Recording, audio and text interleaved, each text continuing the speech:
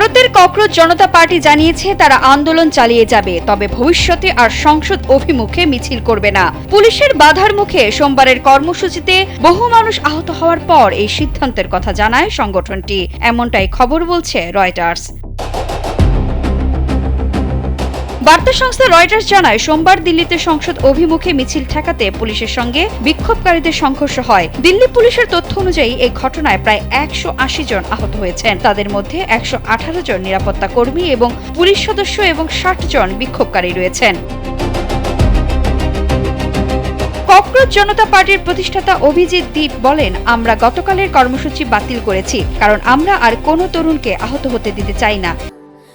Sandalina so রূপচর্চায় আভিজাত্য। তাই তিনি আরো বলেন, পুলিশ আবারও তরুণদের আঘাত করবে, তাই আমরা আর মিছিল করব না। তবে আন্দোলন অব্যাহত থাকবে বলে জানিয়েছেন তিনি। দীপকের দাবি, বর্তমানে 150 জনের বেশি বিক্ষোভকারী হাসপাতালে চিকিৎসা নিচ্ছেন, তবে এই সংখ্যা স্বাধীনভাবে নিশ্চিত করতে পারেনি রয়টার্স।